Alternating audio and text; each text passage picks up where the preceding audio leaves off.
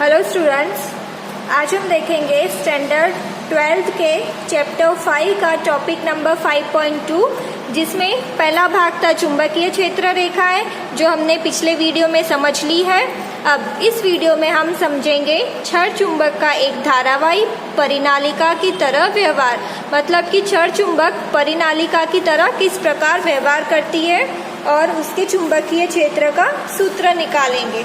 चलिए देखते हैं। डेरिवेशन का है और इम्पोर्टेंट भी है। यहाँ देख सकते हो आप लोग, एक चित्र बनाया है मैंने, एक परिनालिका ली है। ये हो गई उसकी त्रिज्या। सबसे पहले मैं चित्र समझा देती हूँ और उसमें से ही हमें फिर उसकी थियरी लिखनी है। तो ये हो गई उसकी त्रिज्या। यहाँ से लेके यहाँ तक ये अंतर हो गया 12। ये इसका आधा भाग है, इसको मैं नाम दे देती हूँ O। ये आधा भाग है, तो मतलब इतना L होगा और इतना L होगा। क्लियर है? ये L होगा, ये L होगा, तभी टोटल होगा 2L। यहाँ मध्य से, परिनालिका के मध्य से लेके ये अक्षीय बिंदु तक की दूरी हो गई R। अब हमें इस परिनालिका का एक छोटा सा भाग लेना है और उस भाग को नाम दिया है dx।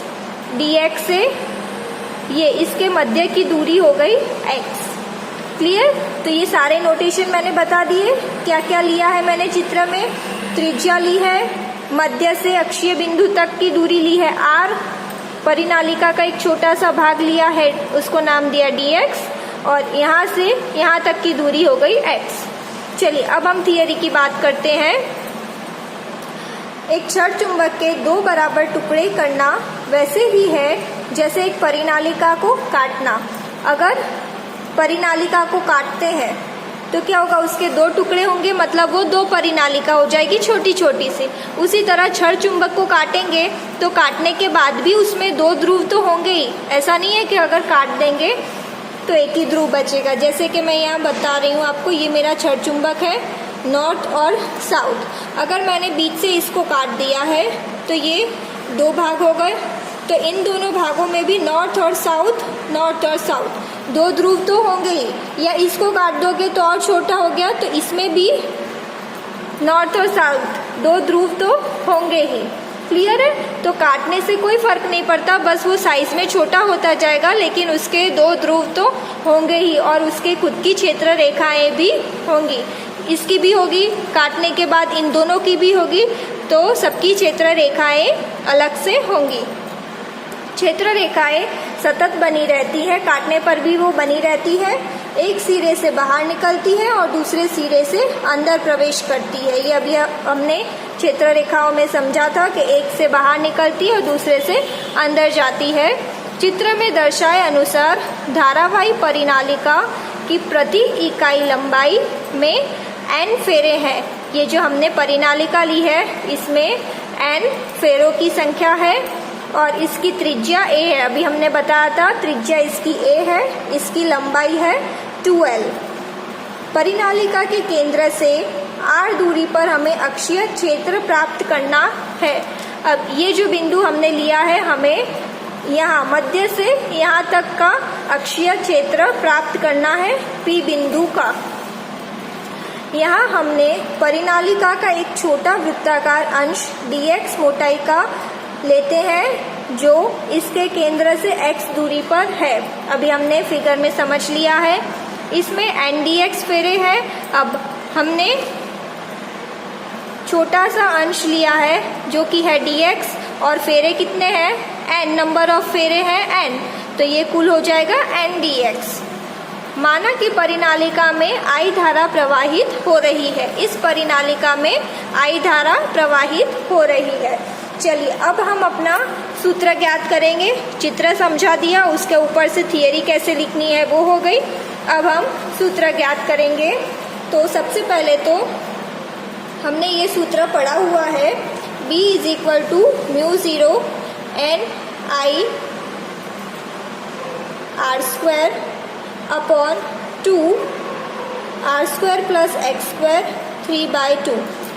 अगर आप लोगों ने पिछले के सारे वीडियो देखे होंगे, सारे चैप्टर पढ़े होंगे, तो आपको पता होगा कि ये सूत्र हमने पढ़ा है, B = mu zero N I R square upon 2 R square plus X square 3/2। अब इसी सूत्र पर से हम अपना इस चित्र के लिए सूत्र लिखेंगे। चलिए, हमें चाहिए D B is equal to, छोटा सा अंश लिया है तो वहाँ चुंबकीय क्षेत्र भी छोटा होगा, तो D B is equal to mu zero N I. अब जब हमने ये सूत्र पढ़ा था तब त्रिज्या r थी, हमारे पास यहाँ त्रिज्या a है, तो हम यहाँ पे लिखेंगे a स्क्वायर अपॉन 2, यहाँ पे भी r स्क्वायर की जगह a स्क्वायर आएगा प्लस, अब x स्क्वायर दूरी थी तो हमारे पास यहाँ दूरी क्या होगी। अब देखिए, कुल दूरी मध्य से है ये बिंदु तक r, हमें तो ये इतनी दूरी चाहिए यहाँ से यहाँ तक बिंदु तक, तो हमें r में से ये x को माइनस करना पड़ेगा, इतनी दूरी माइनस करनी पड़ेगी r में से x माइनस करेंगे तो हमें ये दूरी मिल जाएगी।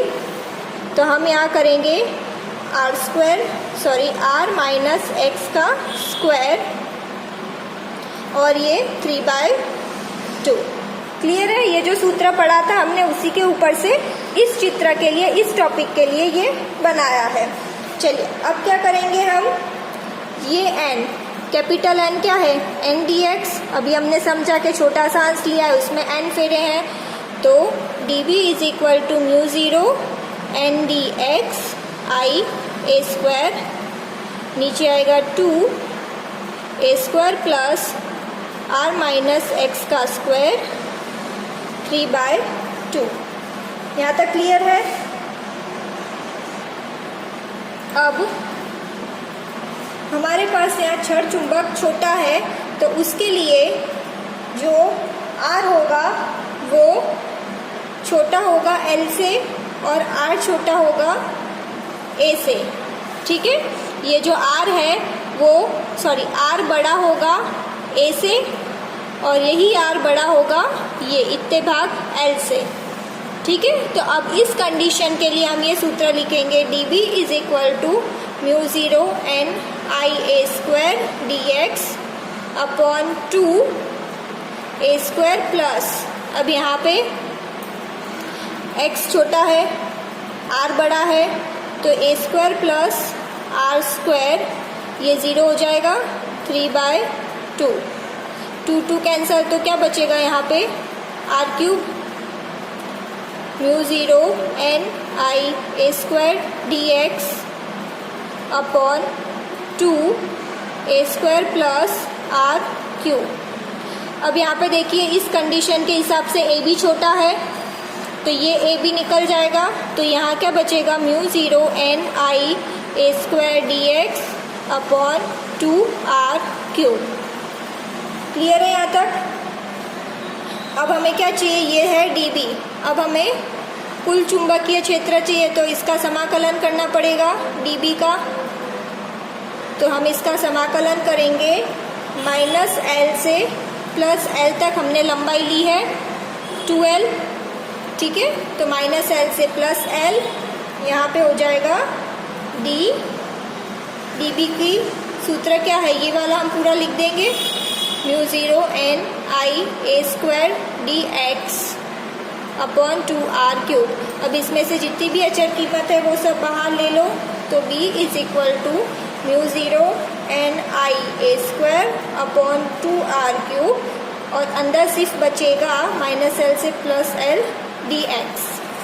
क्लियर? अब dx का समाकलन होता है x, ये सब हम देख चुके हैं पीछे, ये समाकलन किस प्रकार निकालते हैं।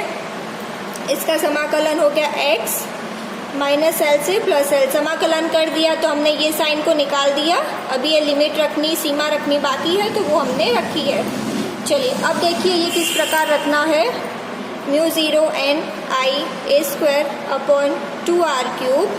सबसे पहले ऊपर की रखेंगे तो L माइनस, और ये है माइनस L, तो ये माइनस माइनस प्लस हो जाएगा तो ये हो जाएगा 2L। क्लियर? तो हमारी लंबाई कितनी थी, 2L ही थी, तो हमें 2L मिल गया। तो ये हो जाएगा b is equal to mu zero N I A square upon 2r cube और यहाँ पे हो गया 2L। अब इसी सूत्र को मैं इस प्रकार लिखती हूँ, mu 0 2L N IA² upon 2R³। तो ये जो 2LN है इसकी जगह हम लिखेंगे capital N is equal to 2LN। Clear? तो इसकी जगह आएगा कैपिटल N। इतनी लंबाई पे इतनी फेरों की संख्या है, 2L लंबाई पे N फेरों की संख्या है, तो इसको हम कैपिटल N से दर्शाते हैं। तो mu 0 capital N IA² upon 2R³। यहाँ तक क्लियर है? अब हमें क्या करना है, 2 पाई को मल्टीप्लाई और डिवाइड करना है।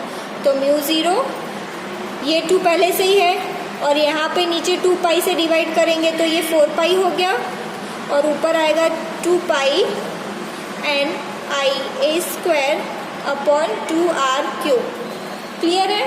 2 पाई से मल्टीप्लाई और डिवाइड किया है मैंने, तो हमें ये मिलेगा।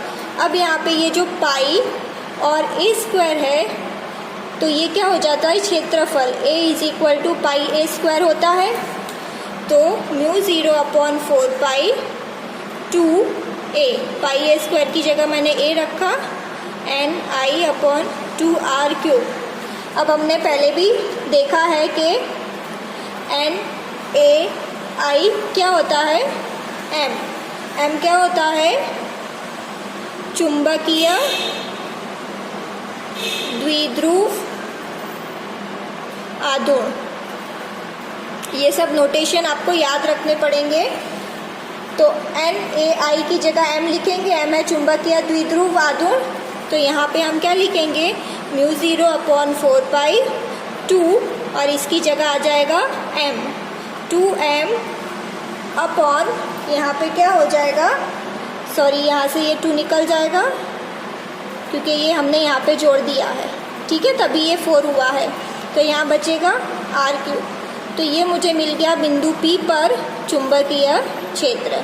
क्लियर? जब हमने विद्युत क्षेत्र के लिए पढ़ा था तो वहाँ पे हमें, आपको याद होगा, वहाँ पे मिला था 1 upon 4 pi epsilon 0 2P upon R³। तो हमें अक्ष पे चुंबकीय क्षेत्र इतना मिल रहा है और अक्ष पे ही हमने, जब विद्युत क्षेत्र की बात हो रही थी तो हमें मिल रहा था इतना। क्लियर? तो डेरिवेशन इजी है, आपको थोड़ा सा ध्यान रखना है कि किस प्रकार करना है।